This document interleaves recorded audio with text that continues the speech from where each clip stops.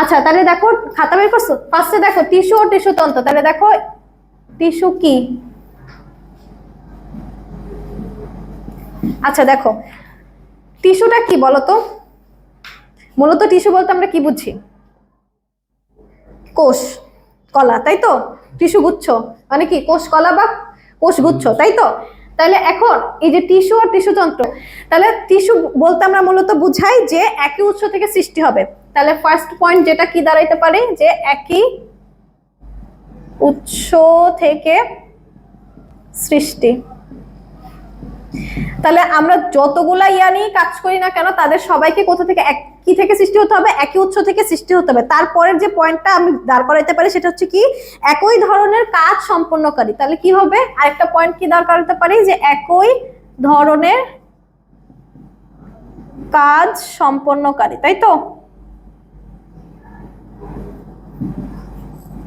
ঠিক আছে, তাহলে একই উৎস থেকে সৃষ্টি হবে এবং একই কাজ সম্পন্নকারী একটি অবিচ্ছিন্ন কোষকলাকে কি বলতে পারি? টিস্যু। ঠিক আছে, তাহলে এই দুইটা আলটিমেটলি কার সংজ্ঞা দাঁড়াবে? টিস্যু, তাই তো? এখন এই চ্যাপ্টারে বেসিক্যালি আমরা কি নিয়ে পড়বো? এই চ্যাপ্টারে আমরা পড়বো হচ্ছে টিস্যুর প্রকারভেদ। তারপরে আর কি পড়বো? টিস্যু কি কি করে, টিস্যুর কাজ, তাই তো? তারপরে হচ্ছে তোমার টিস্যুর রিলেটেড যা যা আছে খুবই এই সম্পর্কে খুবই ব্রিফলি আমরা পড়বো। ঠিক আছে, এখন তাহলে এগুলো কি লেখা শেষ হয় না? তাড়াতাড়ি লেখো।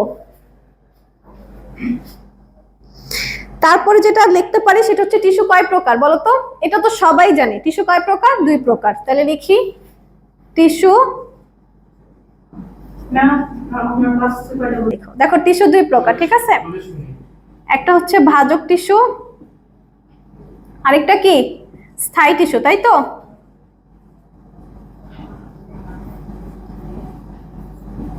তাহলে টিস্যু ক্লাসিফিকেশন কয় প্রকার? 2 প্রকার, একটা হচ্ছে ভাজক টিস্যু, একটা কি? স্থায়ী টিস্যু। ঠিক আছে, এতটুকু লেখা হলে বলো।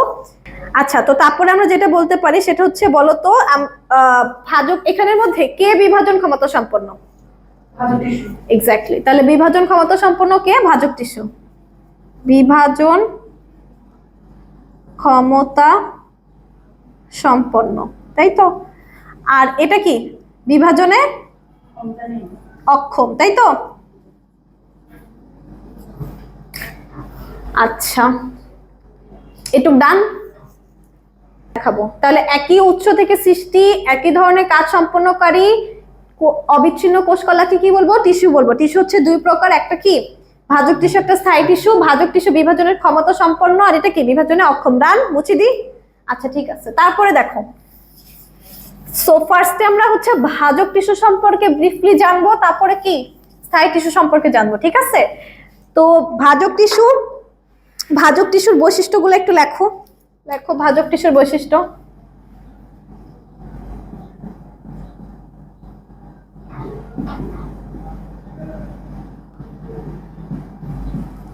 আচ্ছা, এটা খতে আসে। ঠিক আছে, খতে আসলে কয়টা লিখবো বৈশিষ্ট্য? না, অ্যাটলিস্ট 5টা, কারণ বৈশিষ্ট্যগুলো কি ছোট ছোট। ঠিক আছে, তো 2 নম্বরের জন্য অ্যাটলিস্ট হচ্ছে 4-5টা বৈশিষ্ট্য লিখতে হবে, 4টা কম হয়ে যায়। আচ্ছা, গ হতে একটা জীবন আসে।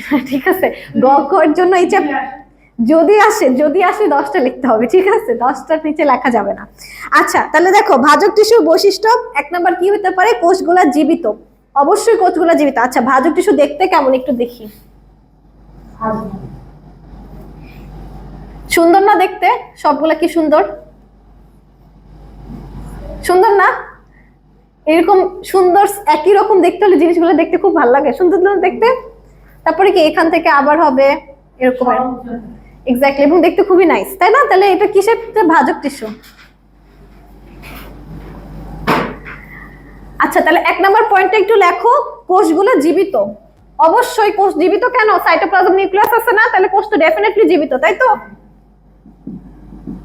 কোষগুলো জীবিত। তারপরের পয়েন্টটা কি হতে পারে? অপেক্ষাকৃত ছোট না? অনেক বড় কি না, অপেক্ষাকৃত ছোট।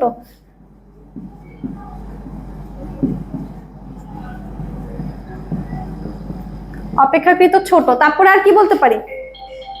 সমবেশীয়।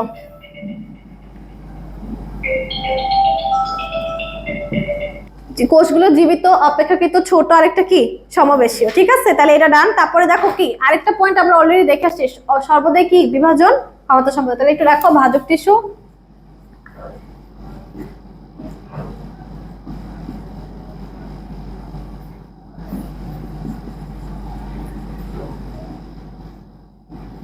ক্ষমতা সম্পন্ন। ঠিক আছে, আমি 5টা বৈশিষ্ট্য লেখে ছেড়ে দিব আর বাকিগুলো রিডিং করে পড়াই দেব। ঠিক আছে, এখন দেখো এর আকারটা কেমন, কি কি হইতে পারে? ডিম্বাকার হইতে পারে, পঞ্চভুজ আকার হইতে পারে, আর কি বলো? ষড়ভুজ আকার হইতে পারে। এটা কি 1 2 3 4 5 6, তার মানে কি ষড়ভুজ আকার। তাহলে দেখো আকার গোলাকার হতে পারে, ডিম্বাকার হতে পারে, ষড়ভুজ আকার হতে পারে, তাই না? পঞ্চভুজ হতে পারে। হ্যাঁ, কনফার্ম কনফার্ম তো অবশ্যই হতে পারে, কারণ কি যে কোনো একটা হয় গোলাকার হবে, নাহলে ডিম্বাকার হবে, নাহলে পঞ্চভুজ হবে, নাহলে কি হবে তোমার হচ্ছে ষড়ভুজ হবে, তাই তো?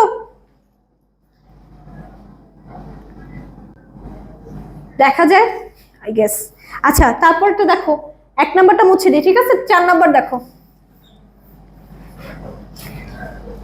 4 নম্বর দেখো, এখানে ওরা বলছে যে এই টিস্যুর কোষগুলো সেলুলোজ নির্মিত পাতলা প্রাচীর বিশিষ্ট হয়। তাহলে অবশ্যই কি এগুলা কি এদের কোষ প্রাচীরটা কি সেলুলোজ নির্মিত কোষ পাতলা কোষ প্রাচীর বিশিষ্ট। তাহলে লেখো সেলুলোজ কোষ প্রাচীরটা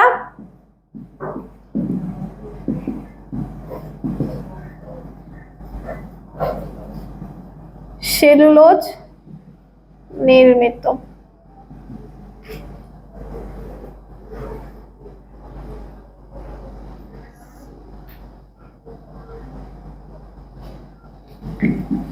তারপরটা লিখতে পারো যে এই কোষে দেখো এখানে কোনো কোষ গহ্বর আছে, তাহলে লেখো এই কোষে কোনো কোষ গহ্বর থাকে না। ওকে, তাহলে এই 5টা বৈশিষ্ট্য নিউক্লিয়াস। ঠিক আছে,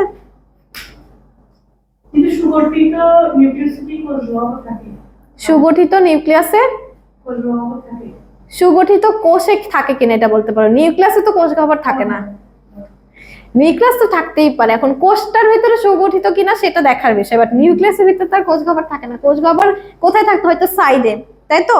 আচ্ছা, এর পরের পয়েন্টগুলো আমি একটু বলে দেই যে এগুলার হচ্ছে নিউক্লিয়াসকে অপেক্ষাকৃত বড় না, এবং এখানে কি আছে সাইটোপ্লাজম দিয়ে কি পুরা কোষটা ভরা থাকে। ঠিক আছে, এরকম দানাদার সাইটোপ্লাজমে কি পুরা কোষ গহ্বরটা পুরা হচ্ছে কোষটা ভরা থাকে। ঠিক আছে, আর বলছে কি যে সাধারণত কোষ গহ্বর থাকে না, এটা তো বলছি। আর প্লাস্টিড গুলো প্রোপ্লাস্টিড অবস্থায় থাকে। আচ্ছা, এই টার্মটা কি জানো? প্রোপ্লাস্টিড। প্রো মানে কি বলতো? আগে, তার মানে আগের যে প্রো মানে হচ্ছে প্রো, ওই প্রো তো প্রো, বাট এই প্রো বলতে যেমন প্রো ম্যাক্স বলতে বুঝে অনেক আপডেটেড, তাই না? বাট এইখানে প্রো প্লাস্টিক বলতে আমরা আগে বুঝে, প্রো মানে আগে, আর প্লাস্টিক মানে হচ্ছে এইখানকার যে প্লাস্টিক গুলো থাকে তাই সেগুলো কোনখান থেকে আসে? আগের প্লাস্টিক থেকে আসে। ঠিক আছে, সো এটাকে আমরা কি বলি? প্রোপ্লাস্টিড বলি। তারপরে দেখো মাইটোসিস প্রক্রিয়ার মাধ্যমে বিভাজিত হয়, আর এরা হচ্ছে দেখো এদের দৈর্ঘ্য প্রস্থ কি সমান না? দৈর্ঘ্য প্রস্থ তো সমান। আর হচ্ছে এখানে খরিত বস্তু, সঞ্চিত খাদ্য আর কোনো বর্জ্য পদার্থ থাকে না। ঠিক আছে, আর আচ্ছা আরেকটা টার্ম হচ্ছে আন্তঃকোষীয় ফাঁক, এইটা একটু দেখতে হবে। আন্তঃকোষীয় ফাঁক। আচ্ছা, আন্তঃকোষীয় ফাঁকটা কি জানো? কোষের মধ্যে কোনো ফাঁক আছে? দেখো তো, এই যে দুইটার মাঝখানে কোনো গ্যাপে কোনো ফাঁক আছে না, এটাকেই বলে হচ্ছে আন্তঃকোষীয় ফাঁক। সো এখানে কোনো আন্তঃকোষীয় ফাঁক নেই। ওকে, তাহলে এটা তো ডান। এখন আমরা একটু দেখবো ভাজক টিস্যুর কাজ। আচ্ছা, ভাজক টিস্যুর কাজটা একটু দেখো। ঠিক আছে, এটা একটু জাস্ট রিড আউট করে গেলেই হবে, এত ইম্পর্টেন্ট না। ভাজক টিস্যুর কাজ কি বলছে দেখো, এর মাধ্যমে কি উদ্ভিদ দৈর্ঘ্যে বৃদ্ধি পায়, তাই না? তারপরে কি গাছ তার ফলে কি ক্রমে উঁচু হইতে পারবে। তারপরে বলছে ভাজক টিস্যু থেকে কি তৈরি হয়? স্থায়ী টিস্যু তৈরি হয়। তারপরে হচ্ছে ভাজক টিস্যুর মাধ্যমে কি ক্ষতস্থান পূরণ হয় না, তাই না? কারণ কি মাইটোসিস কোষ বিভাজনের মাধ্যমে এগুলো বৃদ্ধি পাচ্ছে, তো মাইটোসিসের কাছে ক্ষতস্থান পূরণ করে, তার আলটিমেটলি এগুলো কি করতেছে, ক্ষতস্থান পূরণ করছে। ঠিক আছে, এখন দেখো আমি আজকে ভাজক টিস্যু শ্রেণী বিভাগের 4টা আছে, শ্রেণী বিভাগ আছে। একটা হচ্ছে উৎপত্তি, একটা হচ্ছে অবস্থান, একটা হচ্ছে কোষ, আর একটা কি কাজ। তাহলে একটু লেখো ভাজক টিস্যুর শ্রেণী বিভাগ।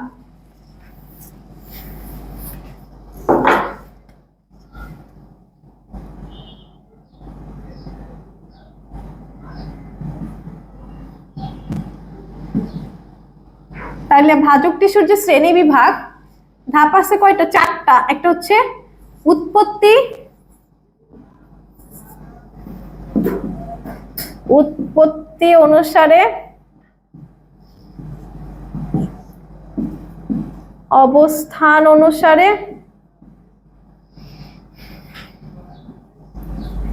কোষ অনুসারে,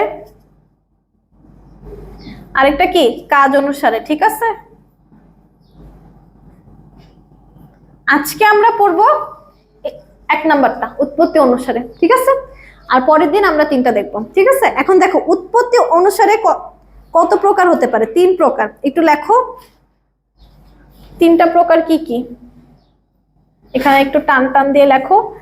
ফার্স্ট যেটা বলছে সেটা হচ্ছে প্রোমেরিস্টেম বা প্রারম্ভিক ভাজক টিস্যু। এটা কি, প্রোমেরিস্টেম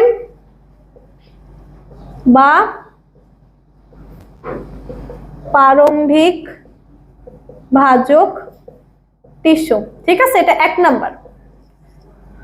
এখন বলো 2 নাম্বার কি হওয়া সম্ভব, প্রাইমারি। ঠিক আছে, এই তোমরা বুঝতেছো তো, প্রাইমারি ভাজক টিস্যু। তাহলে আর 3 নাম্বারটা কি হওয়া সম্ভব, 3 নাম্বারটা হচ্ছে সেকেন্ডারি ভাজক টিস্যু। দেখো প্রারম্ভিক, প্রাইমারি, তারপরে কি সেকেন্ডারি। মুখস্থ করার দরকার আছে, একটু বুঝলে হয়ে যাবে না। সেকেন্ডারি ভাজক টিস্যু। ঠিক আছে, এখন দেখো এই 3টা তো আমার কি হলো, উৎপত্তি অনুসারে ভাজক টিস্যু শ্রেণী বিভাগ, তাই তো?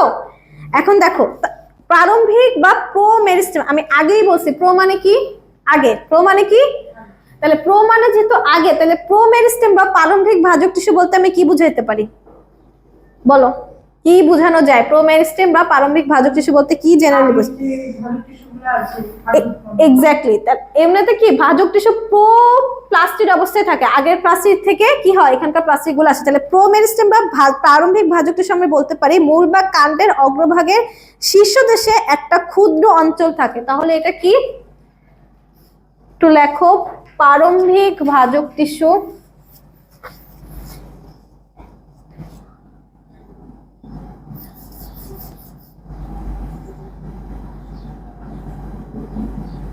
প্রারম্ভিক ভাজক টিস্যু কি হইতে পারে, এটা বলতে পারি মূল বা কাণ্ডের অগ্রভাগে, মূল বা কাণ্ডের অগ্রভাগের, মূল বা কাণ্ডের অগ্রভাগের কি হইতে পারে, কি বললাম, শীর্ষ দেশে যে একটা,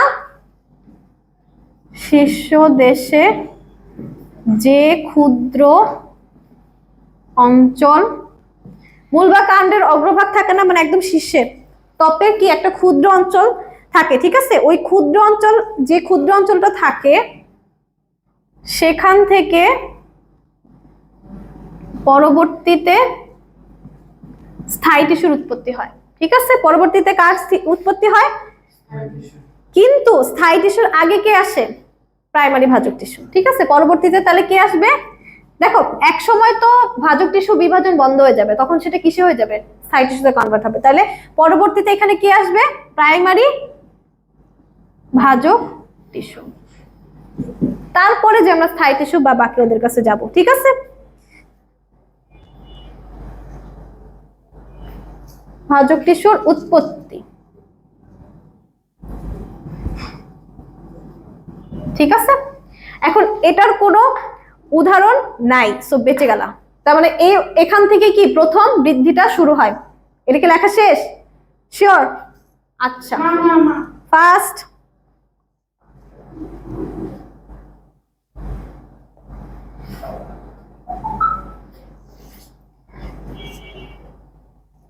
তাহলে মূল বা কাণ্ডের অগ্রভাগের শীর্ষদেশে যে ক্ষুদ্র অঞ্চল থাকে সেখান থেকে পরবর্তীতে কি আসে, প্রাইমারি ভাজক টিস্যুর উৎপত্তিটা ঘটে, তাই তো?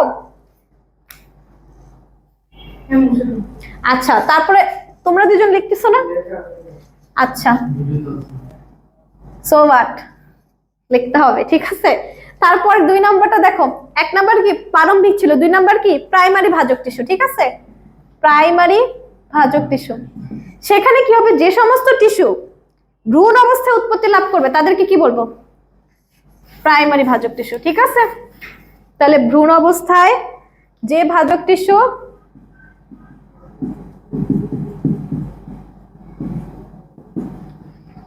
উদ্ভিদের ভ্রূণাবস্থায় উৎপত্তি লাভ করে সেটাই প্রাইমারি ভাজক টিস্যু। ওকে,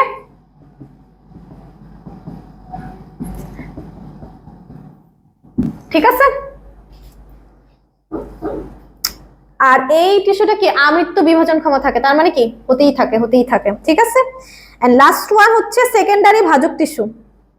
এটা কি ডান? 3 নাম্বারটা দেখি, 3 নাম্বারটা হচ্ছে সেকেন্ডারি, ঠিক আছে। এইটা তো বুঝছি, কোনো কোয়েশ্চেন? আচ্ছা ঠিক আছে, তাহলে দেখো সেকেন্ডারি ভাজক টিস্যুতে কি হবে, তোমার যে ভাজক টিস্যুটা স্থায়ী টিস্যু থেকে পরবর্তী সময় উৎপন্ন হবে, তাহলে যে ভাজক টিস্যু স্থায়ী টিস্যু থেকে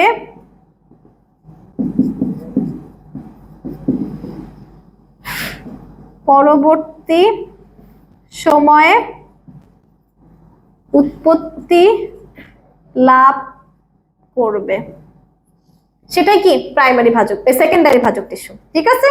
এখন এটার উদাহরণ আছে কর্ক ক্যাম্বিয়াম আর ইন্টারফ্যাসিকুলাম ক্যাম্বিয়াম, ঠিক আছে। একটা কি কর্ক ক্যাম্বিয়াম মুখস্থ করতে হবে উদাহরণ, ঠিক আছে। আর একটা হচ্ছে ইন্টারফ্যাসিকুলার ক্যাম্বিয়াম,